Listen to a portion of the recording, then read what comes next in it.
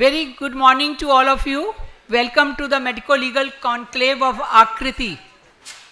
Akriti is a group of 18 friends who wants to do something different, not only sitting in a kitty and eating and chatting. In that way, the Akriti has come in front of you with the breast saga 6 months back, and today here we are with the Medico-Legal Conclave, which is today is the burning topic for all of us. We are wearing a sari which is not white. Why? Because the white color of a doctor is become red with the blood of red and become little bit dirty with the why? Who is at fault? Whether we or the society? I think somewhere us, because we don't go to the society and tell our part. Because of that, today's the Medical Legal Conclave is bridging the gap with the society, with the lawmaker, with the policy makers. And my request to each of you, very much in time, very crisp message to everyone. And the extra talking is a main culprit. What you talk unnecessary in front of the patient, what your staff talk, and this sometime take you to the court. So learn here first thing to give the crisp message, precise message, follow the protocols, follow the SOP and document everything.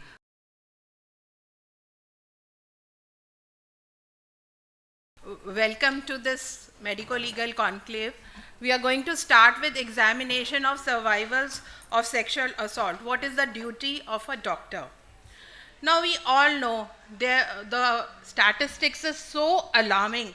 It has been seen, it is one of the most shocking facts. 82% of all juvenile sexual assault victims are female, 90% of adult rape victims are female, and 41% of sexual assault against native Indians are committed by a stranger. Rest are known to the survivor.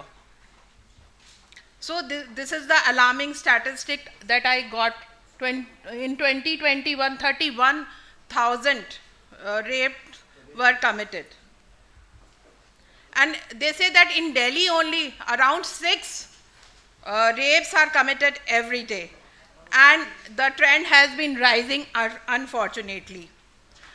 So Ministry of Health and Family Welfare in 2014 brought out a set of guidelines and protocols with clear directives to all health facilities to ensure that survivors of sexual violence have immediate access to comprehensive response and care.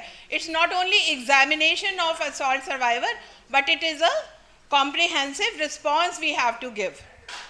Now the need to change was because there was lack of a standard protocol and nobody knew what is to be done. So a standard protocol was devised and it was in 2019 revised.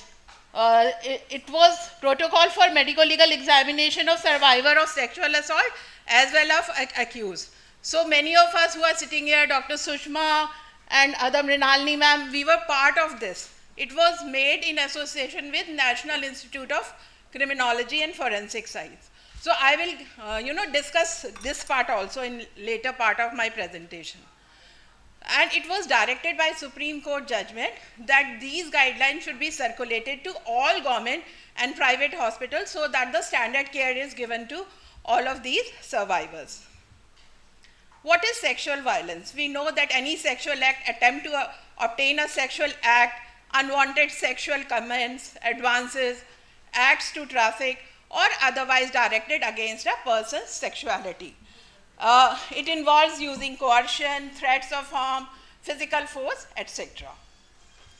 Now rape. Rape is a legal term and it is not a medical diagnosis. As a gynecologist, we should not write that rape was committed. So because rape is a medico-legal term. And what is rape? As per new definition, a man is said to commit rape if he penetrates his penis, inserts any object or part of the body, manipulates any part of the body of a woman to any extent into the vagina, even mouth, urethra or anus of a woman, or makes her to do so with him or any other person, or applies his mouth to the vagina, anus, urethra of a woman under any of the 7 circumstances quoted in the next slide. Now, what are the 7 circumstances? It is against her will, without her consent. It may be with her consent, when the consent was obtained by putting her or any person in whom she is interested in fear of death or hurt. Like there was some hurt involved and the consent was taken thereby. It can be done with her consent when the man knows that he is not her husband and her consent is given because she believes that she is lawfully married to the particular man. So if it is done, the consent is given in unsoundness of mind or intoxication, or when she is not able to communicate her consent, without her consent, when she is under 18 years. Early morning we were having this discussion. Any sex with a person who is less than 18 comes under POCSO law. There are some exceptions. So a medical procedure or a doctor doing any examination part is exempt. Then a man having sex with own wife, but it should be read like sexual intercourse or sexual acts by a man with his own wife, the wife not being under 18 years. So if even married, it constitutes to POCSO and rape. So we'll hear our experts about this later on. Who is a survivor? Now the term victim was substituted with survivor.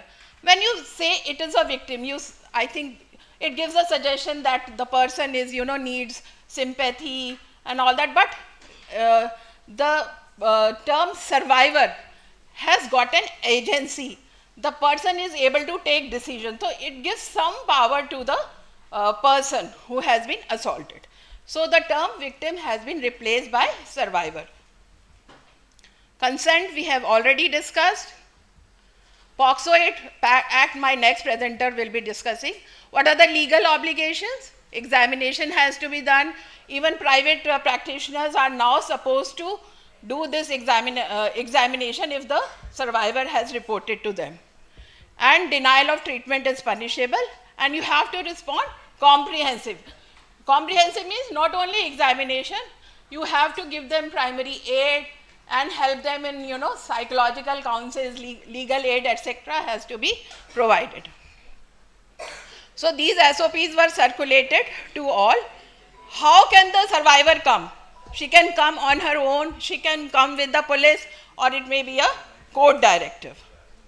So these are the role of gynecologists, not only taking a good history, consent, you have to document the injuries, evidence collection. So all these comes under the comprehensive care. All have to do initial resuscitation, take a good history, write all the particulars of the patient, who brought the patient, everything, 2 marks of identification, LTI of the survivor. So this is the informed consent. Now the survivor can refuse to give consent, and you have to ensure that her treatment will not be affected by this, but the conviction rate will go down if she doesn't allow you to collect the evidence. Now good history taking I have highlighted. Then medical examination everyone has to do, whether private or public sector hospitals. You have to assess the mental capacity. Age determination may be required in few patients, collection of material. Good general examination needs to be done.